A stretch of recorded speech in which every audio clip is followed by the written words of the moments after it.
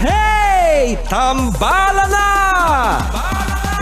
At eto na sila, ang nag-iisang masugid na tagahanga ni Nicole Yala. Chris Chuper! Kasama ang nag-iisang die-hard fan ni Chris Chuper, Nicole Yala! Mula sa Mahiwagang Burnay, ang kwento.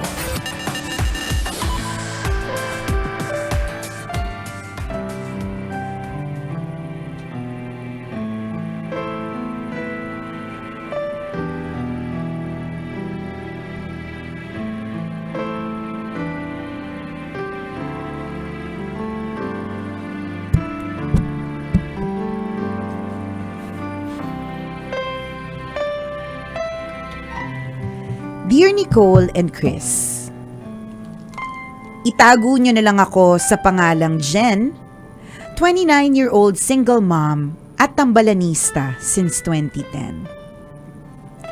I wrote to share my story of pain and the acceptance and healing that followed after. Nasa 20s lang ako when I secretly married the father of my kid. His relatives do not know. We have been together for 5 years but we felt we were too young to get married and we were unsure kung tama ba ang desisyon naming magpakasal. He got me pregnant habang nasa med school siya. I just passed my board exam sa nursing so wala pa akong trabaho. LDR kami. Nasa Visayas siya, ako naman sa Mindanao. Nakakauwi naman siya for a few days kapag sem break pero umaalis din agad. Ang demanding kasi ng medicine. Pero sabi namin, kakayanin. Malalagpasan namin ang mga pagsubok and we will stick together. I guess, hindi namin kinaya. Pareho kaming nagkulang. Unti-unting naglaho ang commitment namin sa isa't isa. I admit I was not a supportive wife. Hindi ko siya nabibisita. I was just waiting for him to finish school. Siya naman, hindi man lang nangangumusta. We don't talk over the phone, madalas, sa text lang. When we text, nauuwi sa away. Hindi kami nagkakasundo kahit sa maliliit na bagay. I am very outspoken, hindi siya nagsasalita. Kaya sa halip na pag-usapan, he ghosts me kapag may problema. Nagkalabuan kami. Graduate siya pero wala ako sa tabi niya. Hindi siya gumawa ng paraan para makasama niya kami ng anak niya. Palagi na lang yung dahilan na busy siya at hindi madaling maging doktor. Wala akong nagawa kung hindi hintayin na lang siyang makauwi ng probinsya upang makapagsimula kami ulit at mabuo ang pamilya namin. Hindi ko siya inistorbo sa review niya for the board. Ramdam ko naman kasi na mas mahalaga sa kanya ang karir niya kaysa sa amin ng anak ko. Masakit, pero iniintindi ko. I congratulated him when he passed the board exam, pero hindi niya ako sinagot. Binati din siya ni Mama at natuwa naman ako nang sinagot niya ng, "Thanks, Ma." Umuwi siya pero sa bahay nila siya tumuloy. Namasyal sila ng barkada niya to celebrate his achievement. After a few days, ipinasyal niya ang anak namin. I was at work nang sabihin sa akin ng kapatid ko. Hindi man lang niya ako nagawang kausapin. Nag-usap naman kami after a while. Wala na daw siyang pagmamahal na nararamdaman sa akin. Awa na lang daw. Ang sakit. Naghintay ako ng 5 taon. Wala din palang mangyayari. Hindi naman pala kami kasama sa plano niya. Tuluyan na akong sumuko. Pinalaya ko siya sa landas na gusto niyang tahakin kahit hindi kami kasama ng anak niya. Eventually, I heard about his girls. Nagpakalayo siya at nag-aral ulit. Hindi niya sinuportahan ang anak niya. He did not talk to me anymore. Wala kaming closure. I took a leap of faith and went abroad. I am now a registered nurse sa dream country ko. Pansamantala ko munang iniwan ang daughter ko sa parents ko. God has been so faithful to let me experience the things that I only used to dream of. Hindi ko naman pala kailangan maghintay sa wala habang buhay. Good things come to those who wait, but better things come to those who work for it. I am grateful kasi hindi na part ang ex-husband ko ng buhay na meron ako ngayon. As what the last lines say in the film The Annulment, it will never be completely over. We don't forget people we have loved. We just don't make them part of our future. I just need to go back to planning my life. I was not broken by love. I became stronger. Thank you, Tambalan, sa pagbasa ng sulat ko, and before I go, gusto ko lang malaman nyo na regular listener nyo pa rin ako kahit andito na ako sa abroad. Nakakapawi kayo ng lungkot, and listening to you always makes me feel at home. Nagmamahal, Jen.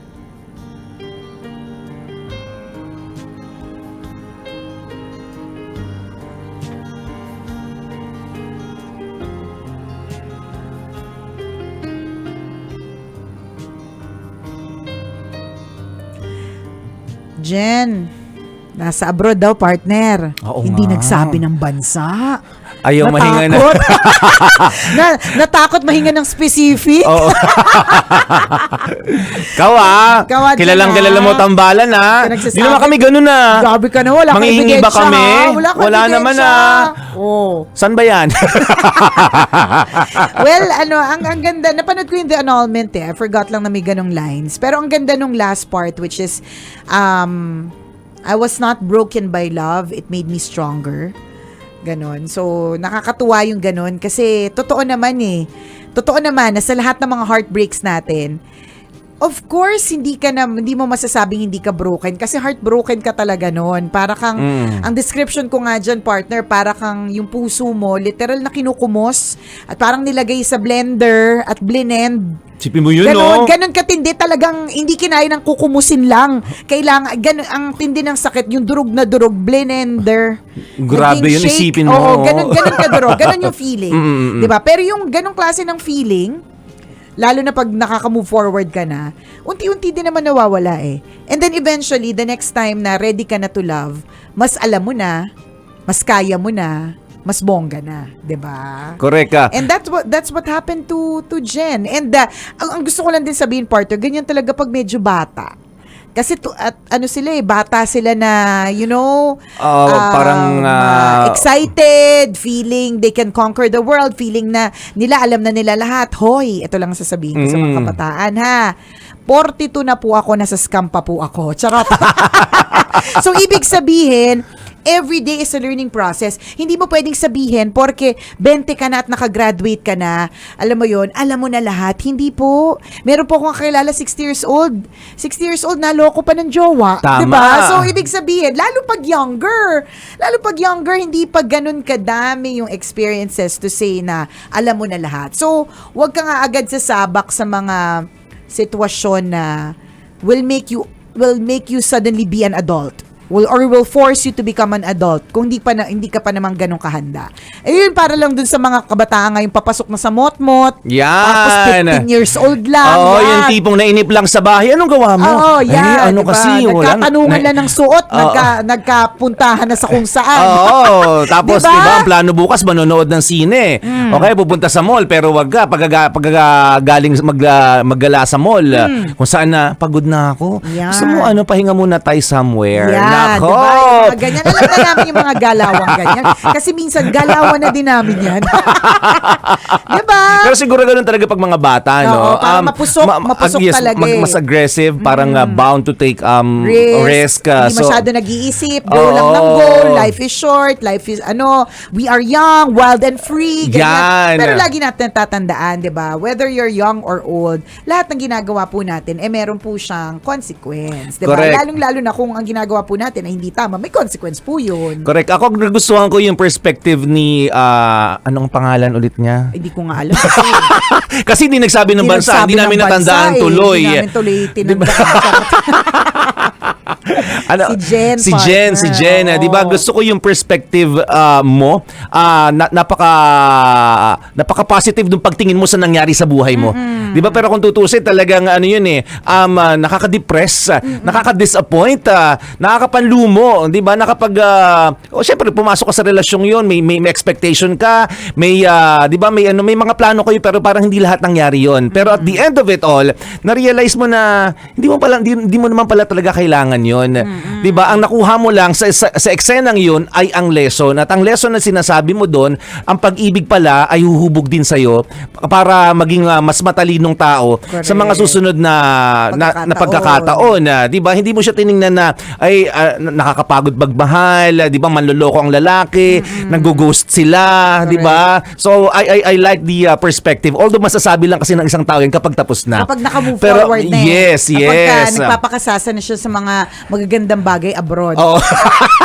Di ba? Hindi kasi Pero sabi totoo, niya di ko alam. naman- Pero yun naman malamang ang nung sabi panahon na niya yun, eh. bitter ka rin. Oo naman. Sinumpa mo rin yung lalaki. Oo naman. Di ba?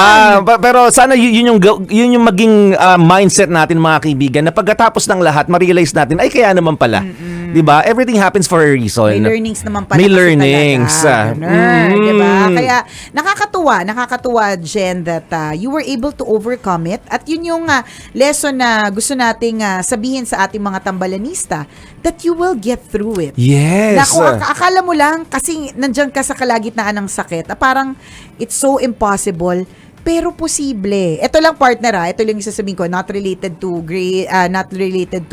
to Jen, and not related to love, but ibabalik ko lang partner, no, yung kahapon lang kasi or nung isang araw kakakuha ko lang ng grades nung anak ko si Princess for third quarter. So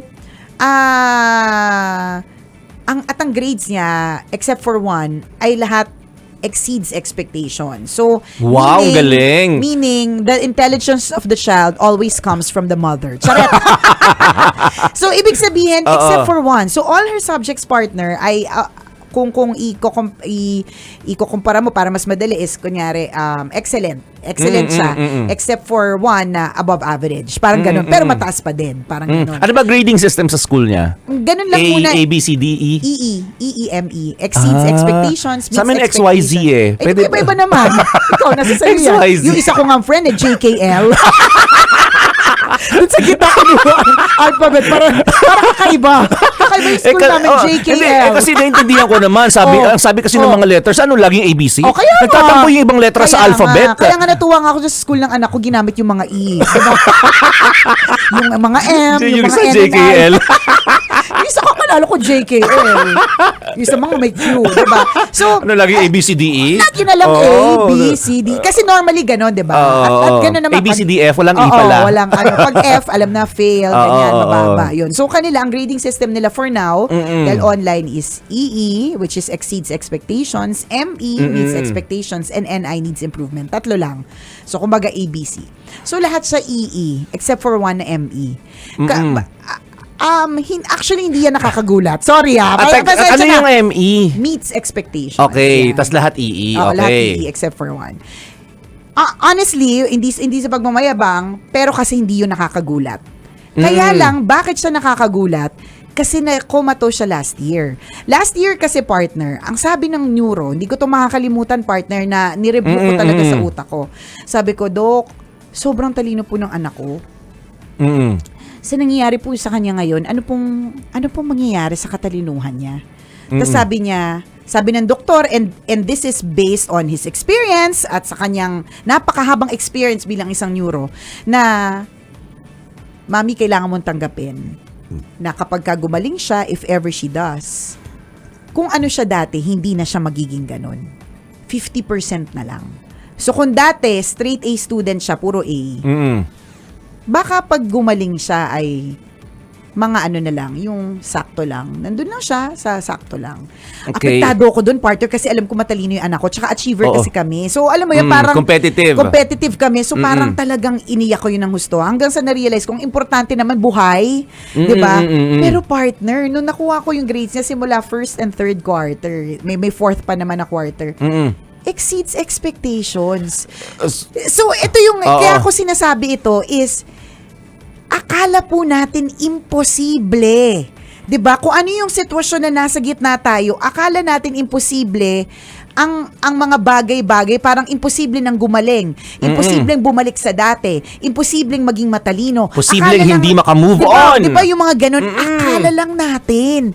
Pero posible. And especially with the grace of God. Alam mo yun, especially when you pray over it. Kasi ako, partner, dinasal ko talaga yun. Diba? Dinasal ko talaga ng husto yun. And ikaw, nasa gitna ka ng sitwasyon na feeling mo imposible. Akala mo lang imposible. Pero posible. Tama. Diba? So, tingnan mo yung nangyari kay Jen. Diba? Sabi mo nga, partner. Sure naman kami nung mga time na gino-ghost ka ni naku, Jowa. sinusumpa mo yan. Inuna yung mga kamag-anak. Minumura mo yan, diba? sure. Sure talaga na parang ganun. Pero tingnan mo, 'di ba? Tingnan mo ngayon, nasa abroad ka na, hindi mo sinasabi kung saan kasi ayaw mong humingi ng pambalat.